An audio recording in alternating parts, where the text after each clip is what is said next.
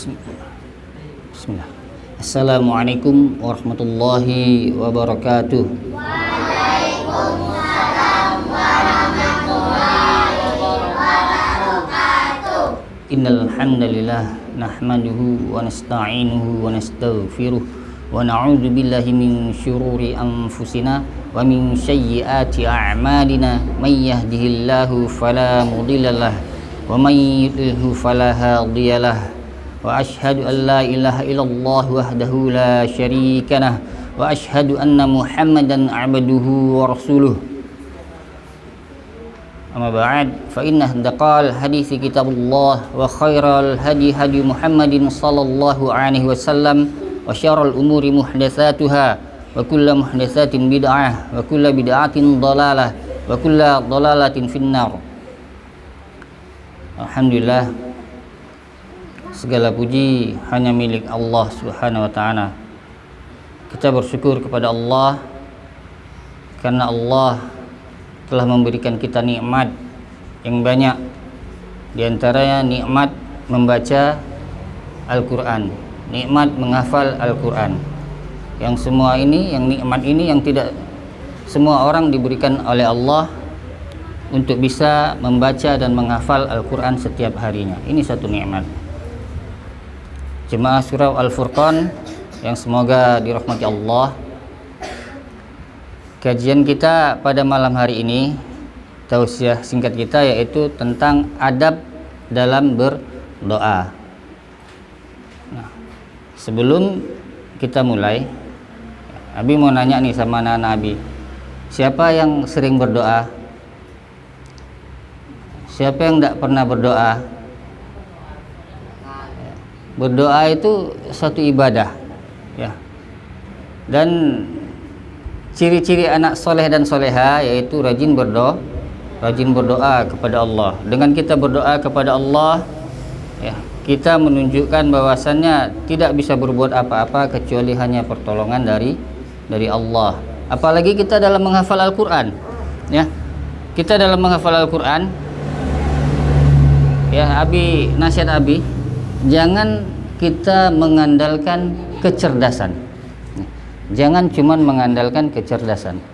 Kalau mengandalkan kecerdasan, Abi yakin anak-anak Abi semua ini kecerdasannya di atas rata-rata. Apalagi menghafal Al-Quran, insya Allah sudah semakin terbiasa dan sudah semakin mudah. Dulu pernah kita pelatihan 1 jam 1 halaman. Alhamdulillah itu ada dapat 5 orang. Ada yang tinggal 1 baris lagi. 1 halaman itu 15 baris. Ada yang 6 baris. Ya.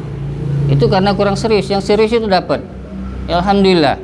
Itu kecerdasannya lumayan. Tapi Abi minta kita harus banyak-banyak berdoa agar istiqomah dalam menghafal Al-Quran. Menghafal Al-Quran itu sulit, dan menjaga hafalan Al-Quran itu juga sulit.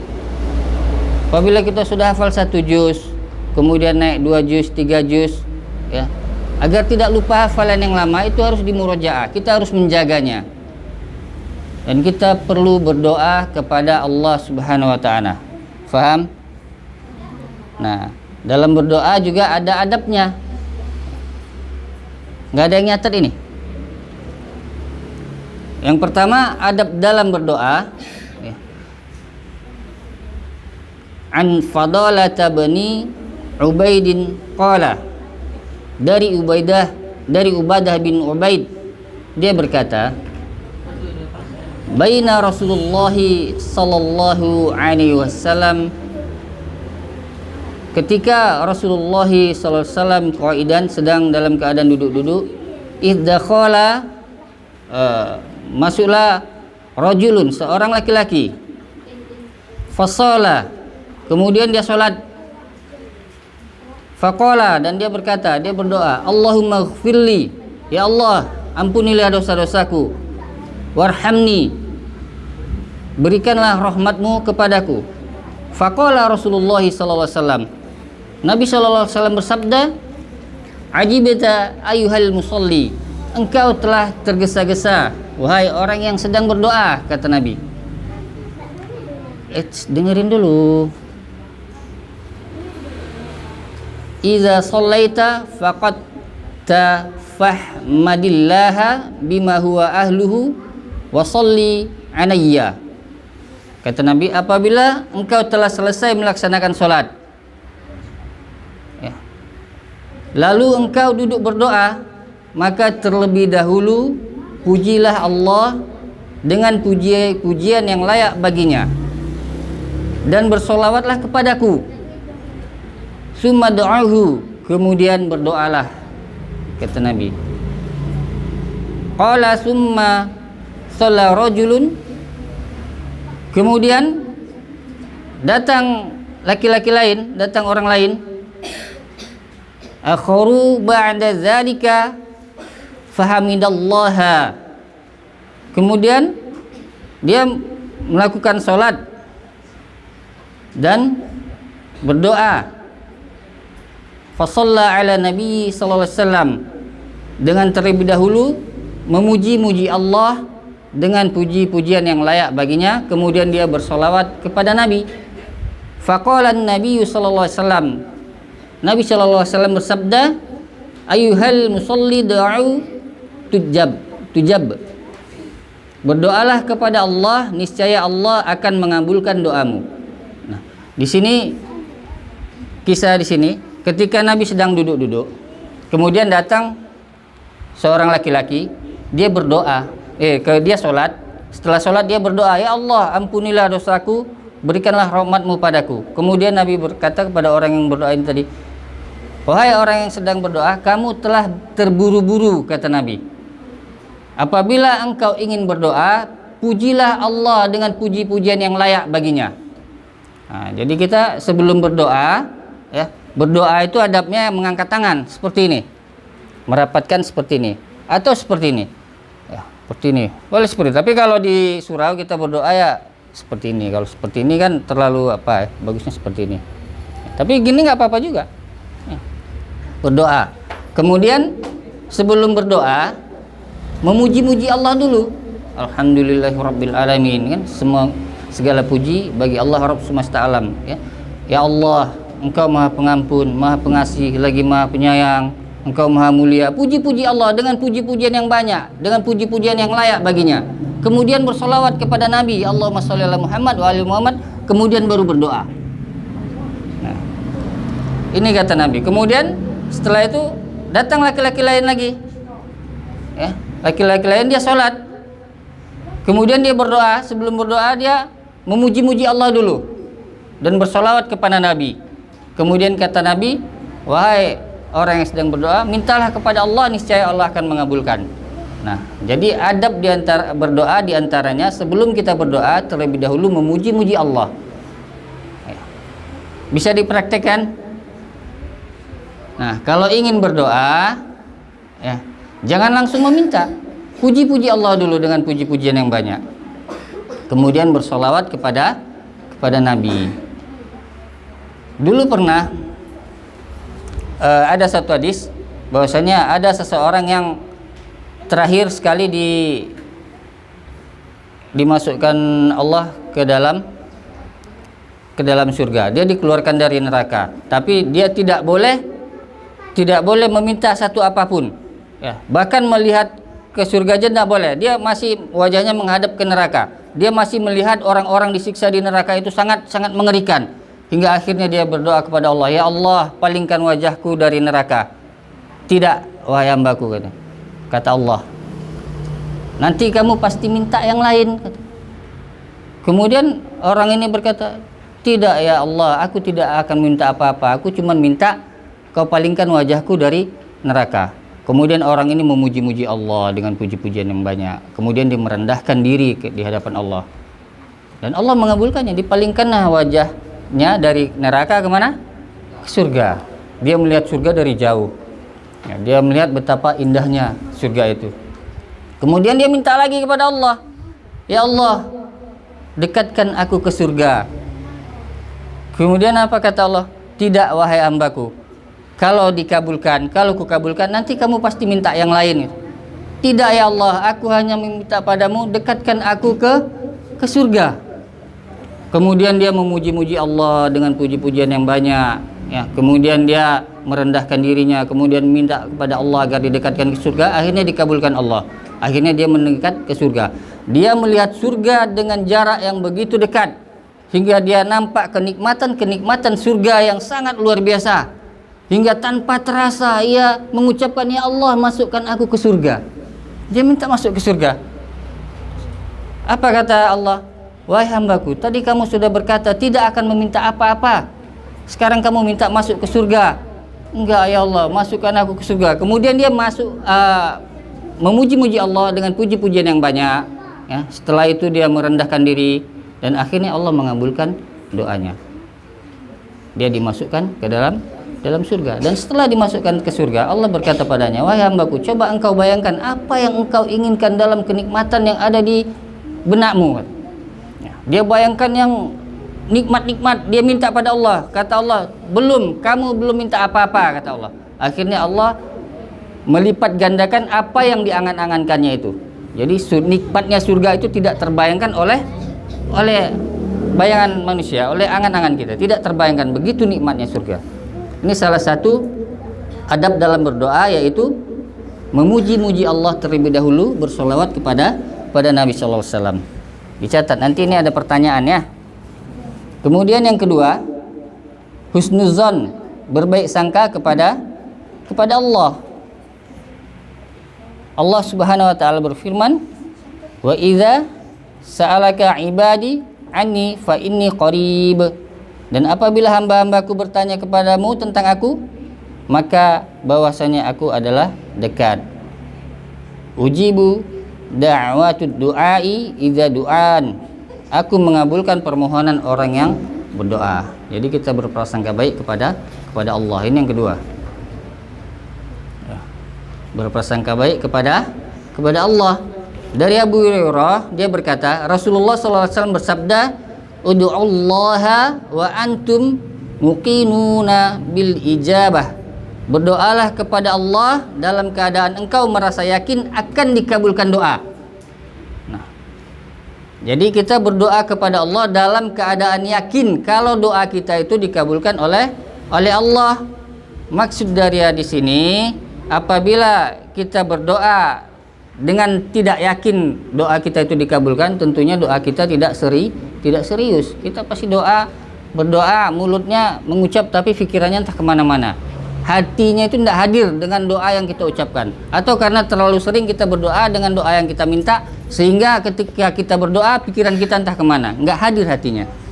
Nah, jadi di sini yang kedua, kita harus berprasangka baik kepada Allah bahwasanya doa kita itu akan dikabulkan oleh Allah. Kemudian yang ketiga,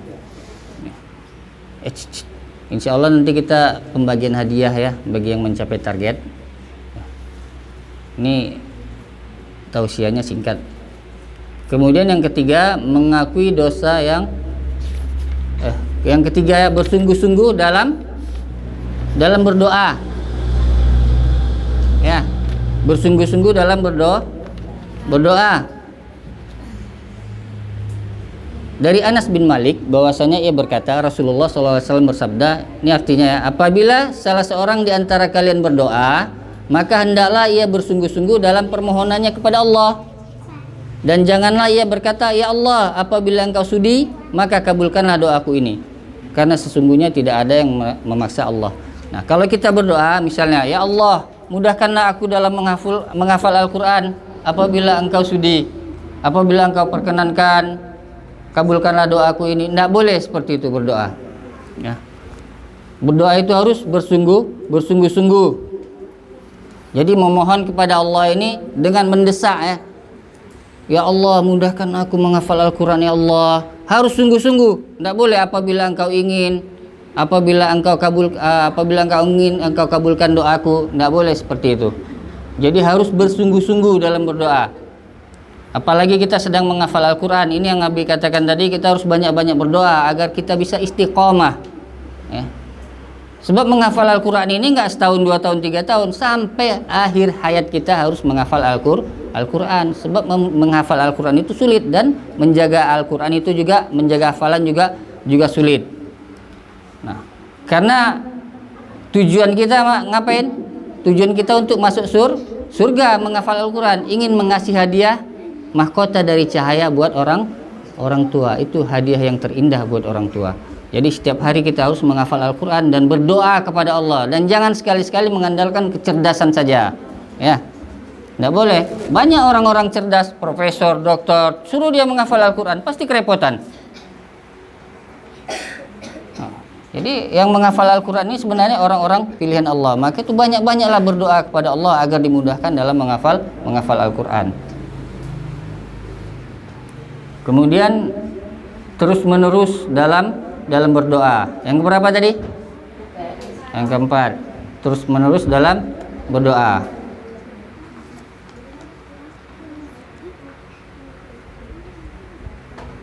Dari Ibnu Mas'ud, ia berkata, setelah Rasulullah SAW selesai dari sholatnya, beliau mengeraskan suaranya, kemudian mendoakan kejelekan bagi mereka. Dan apabila Rasulullah SAW berdoa, beliau ulang sebanyak 3 kali, ya.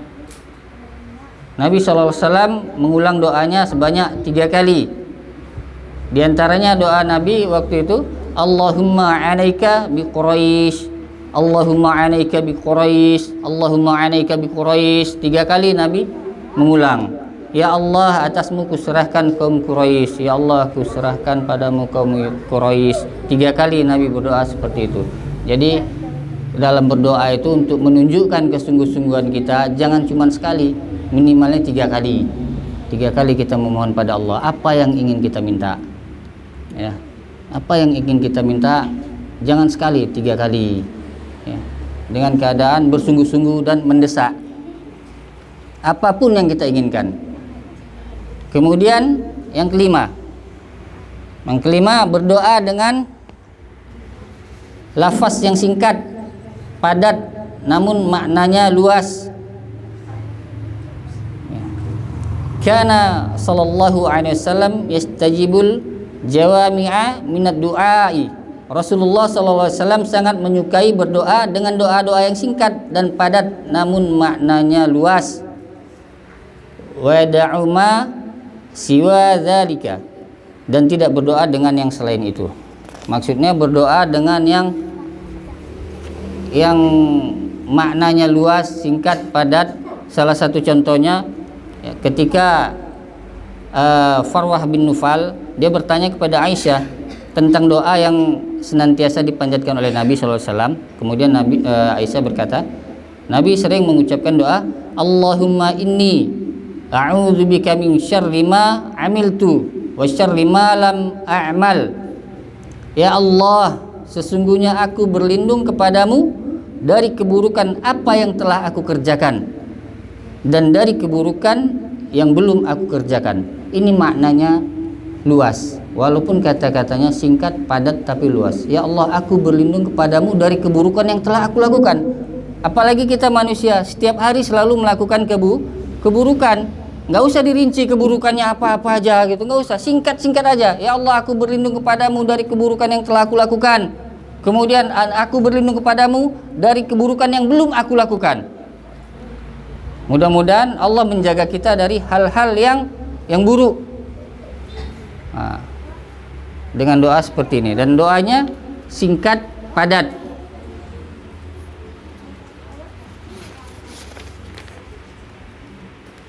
Yang keberapa lagi? Jadi kalau berdoa itu cari kata-kata yang singkat, yang padat, yang maknanya luas. Di antaranya itu tadi, ya Allah, aku berlindung kepadamu dari keburukan yang telah aku perbuat dan dari keburukan yang belum aku perbuat. Ya. Kemudian yang keenam, ya, orang yang berdoa hendaknya memulai dengan mendoakan diri sendiri jika hendak mendoakan orang lain. Jadi sebelum kita berdoa untuk orang lain, kalau kita ingin mendoakan ibu bapak, keluarga, kawan-kawan semua, sebelum mendoakan mereka, kita mendoakan diri sendiri dulu. Sebagaimana firman Allah, Rabbana ighfir lana wa li ikhwanina alladzina sabaquna. Ya Rabb kami, beri ampunanlah kepada kami dan saudara-saudara kami yang telah beriman lebih dahulu kepada kami. Jadi berdoa untuk diri sendiri dulu, atau Rabbana ighfirli wa liwalidayya walil mu'minina yauma yaqumul hisab. Ya Rabbku, berikanlah ampun kepadaku dan kedua ayah ibuku dan sekalian orang-orang mukmin pada hari terjadinya hisab. Nah, jadi kita mohon ampun dulu untuk diri kita sendiri, kemudian untuk ibu bapak, kemudian untuk kaum muslimin semua. Udah termasuk tetangga-tetangga kita, kaum muslimin semua.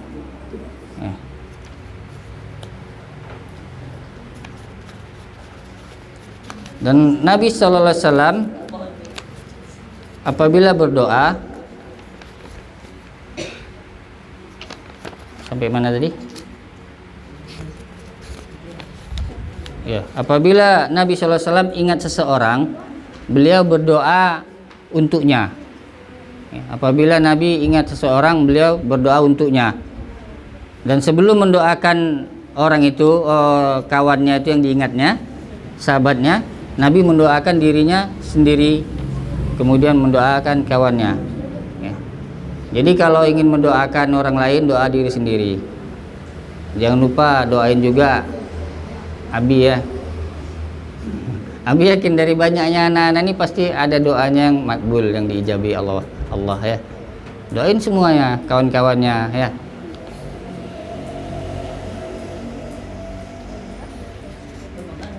Kemudian yang keberapa lagi? Yang ketujuh, memilih berdoa di waktu yang mustajab. Nah, jadi kalau berdoa itu kita harus pandai-pandai memilih waktu yang mustajab. Maksudnya yang dikabulkannya doa. Catat. Yang pertama, waktu-waktu mustajab itu pada waktu sepertiga malam. Sepertiga malam itu kira-kira dari jam 2:30 nak sampai mau subuh, sampai azan subuh.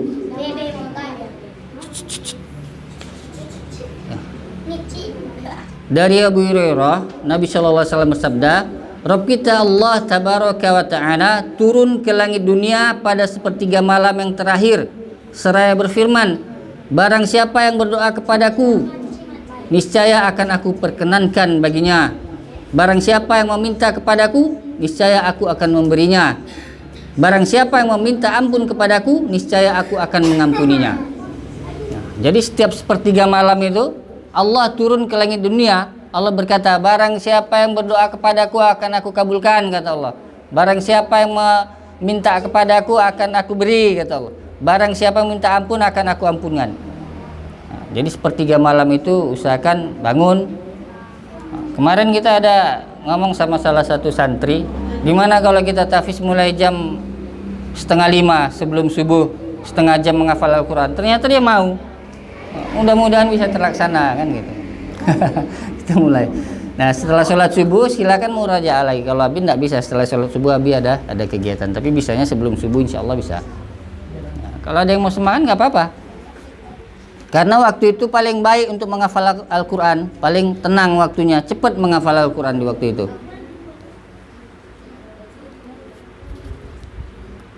Kemudian waktu-waktu yang mustajab, yaitu di antara azan dan iqamah. Tahu di antara azan dan iqamah? Setelah azan, sebelum qomat, itu waktu mustajab dalam berdoa. Ya, Nabi SAW bersabda, doa yang dipanjatkan antara azan dan iqamah tidak akan ditolak, maka berdoalah. Nah selama ini setelah azan Isya kita ngapain? Bagalui. Karena apa? Karena belum tahu ilmunya. Nah sekarang kita sudah tahu ilmunya, itu waktu yang mustajab. Kenapa? Kalau dilarang setiap hari dilarang, besok dibuat lagi, terus seperti itu. Nah sekarang kita sudah tahu ilmunya kan. Nah, jadi antara azan dan iqamah itu, antara azan dengan qomat, itu waktu yang mustajab. Berdoalah kepada Allah, pasti akan dikabulkan oleh Allah. Bisa nggak dipraktekkan? Nah, azan maghrib, kebanyakan setiap azan maghrib langsung qomat. Nah, padahal di sini waktu mustajab dalam berdoa. Dan itu ada hadis bahwasanya Nabi bersabda, sholatlah antara azan dan iqamah sebelum maghrib, sholatlah sebelum maghrib, sholatlah sebelum maghrib. Nabi berkata 3 kali, kemudian Nabi berkata, bagi siapa yang mau. Tapi sayang kita tidak mau. Banyak habis azan langsung qomat. Padahal fungsi azan itu pertama apa? Untuk memanggil orang sholat. Apalagi sholat subuh. Sholat subuh itu kita ketika orang sedang azan, mungkin orang sedang tertidur, baru bangun, kemudian duduk dulu sebentar, berwudu. Jangan langsung qomat, beri jeda waktu. Takut nanti waktu maghribnya habis kalau kelamaan. Batas waktu maghrib kapan? Siapa tahu? Udah pernah kita ajarkan.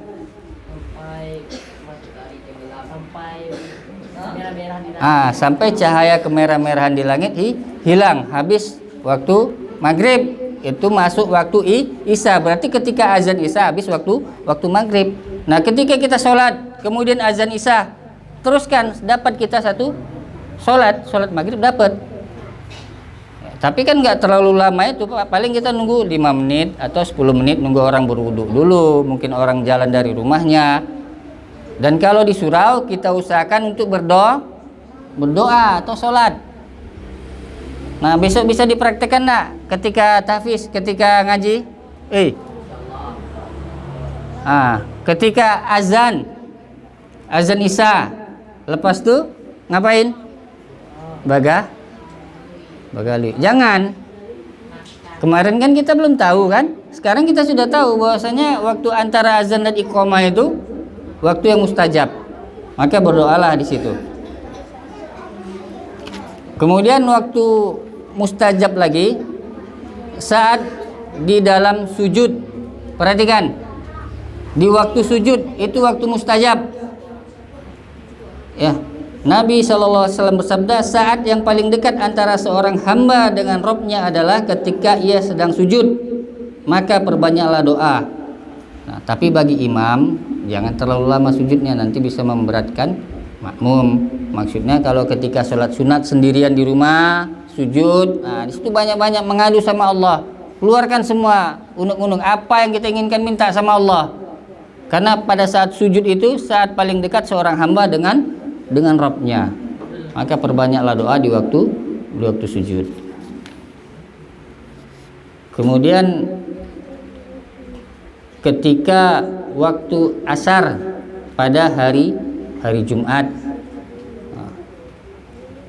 Pada hari itu, hari Jumat, terdapat waktu-waktu tertentu. Tidaklah seorang hamba berdiri melaksanakan sholat dan berdoa memohon sesuatu kepada Allah, melainkan Allah pasti akan mengabulkannya. Kemudian beliau memberikan isyarat dengan tangannya. Berarti Ibnul Qayyim dalam kitab Zadul Ma'ad berkata, waktu yang mustajab di hari Jumat itu yang singkat itu adalah antara asar sampai maghrib. Setelah selesai asar itu waktu yang mustajab. Nah, ini bagi orang tua, bagi saya sendiri dan bagi kita semua, kalau memarahin anaknya, tolong dengan kata-kata yang baik. Jangan mencari, jangan mengucapkan kata-kata yang tidak elok. Nanti takutnya dikabulkan oleh Allah.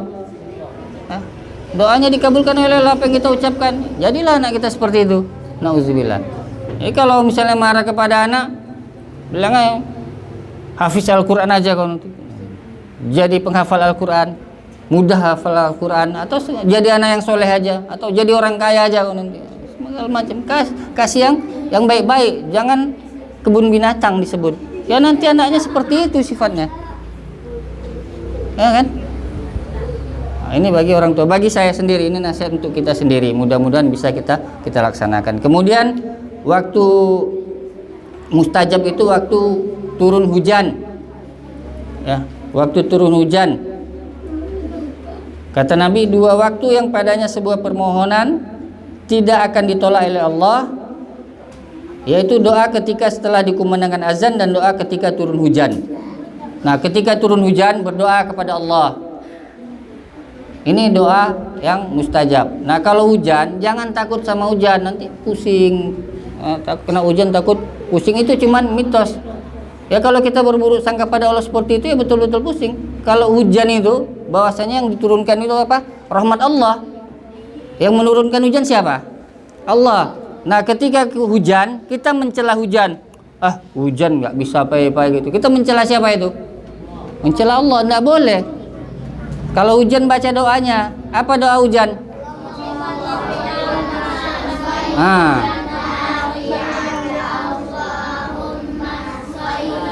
itu waktu hujan, waktu-waktu yang mustajab. Jangan takut basah ganti bajunya. Ya kalau pusing masuk angin, mungkin mandi hujannya terlalu lama, fisik lemah, itu bisa menyebabkan masuk angin. Tapi kalau sekedarnya aja enggak apa, buka aja peci udah mandi hujan, enggak apa, basah nanti tinggal ganti baju.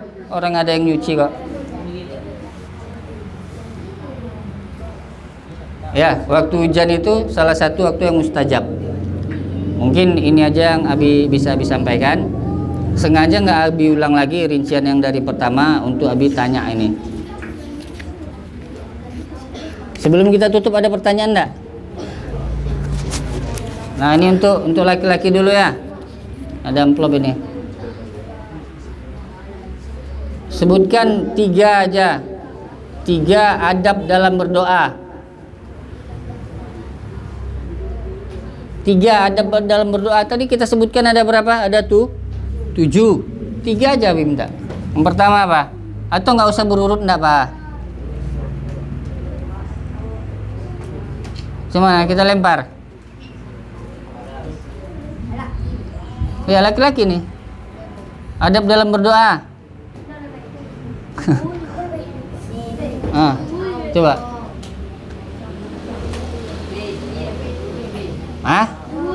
Nah, coba. Nah.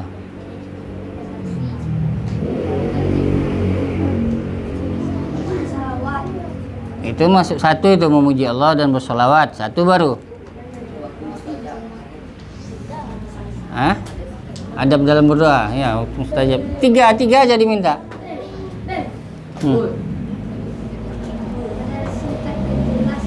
Terus tunggu kasih kesempatan lo. Satu lagi. Coba.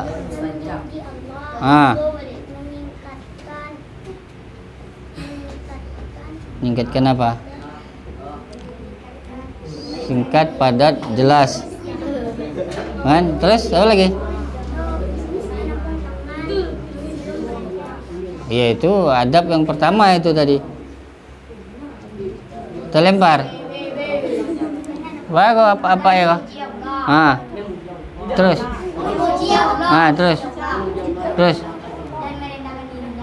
Terus. Tuh dari tadi mota aja enggak. Terus.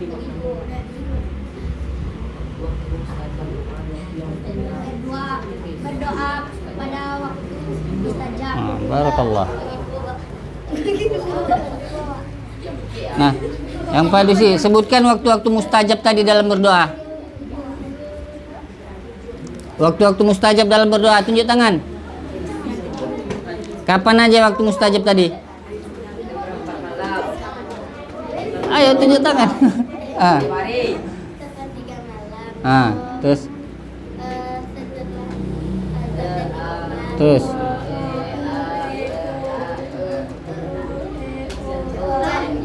Waktu hujan. Barakallah. Nggak boleh dikasih tahu tuh, bagi 2 dia sama.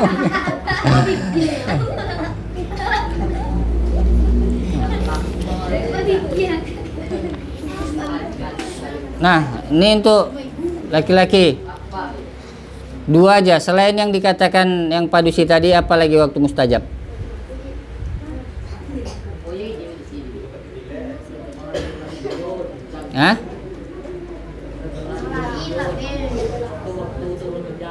Udah tadi.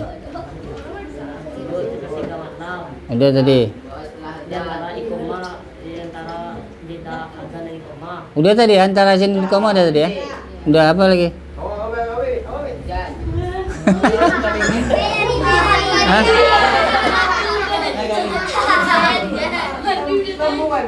Satu aja lagi waktu. Barakallah. bagi dua bang. Tanyanya mudah-mudahnya. Nah, yang Pak Dusi, adab dalam berdoa coba sebutkan. Dua aja, dua. Adab dalam berdoa. Untuk perempuan. Sungguh-sungguh mengangkat tangan. Bersungguh-sungguh mengangkat tangan. Tapi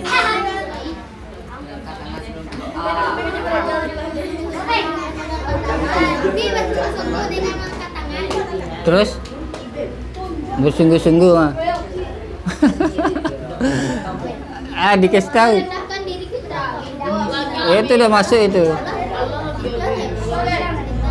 Coba yang lain. Itu tadi udah bersungguh-sungguh, udah tadi laki-laki jawab.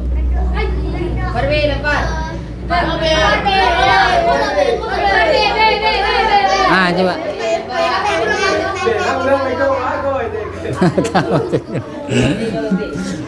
Terus Aku tadi soalnya Ben. Idan nggak pernah kuaya bang.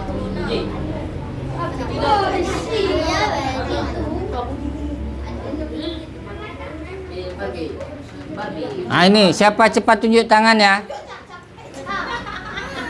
Doa hujan sebutkan. Laki-laki udah.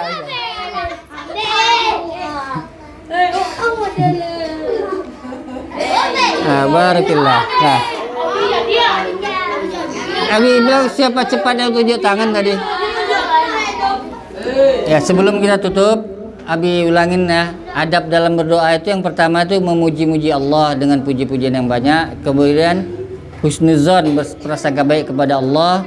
Kemudian bersungguh-sungguh dalam berdoa. Kemudian mengulangi 3 kali.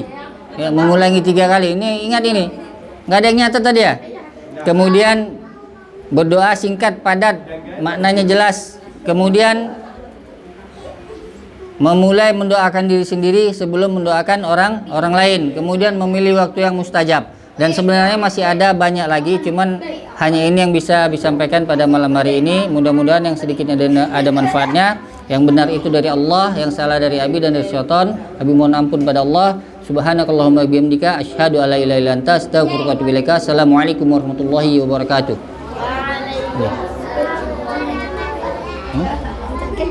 Ya.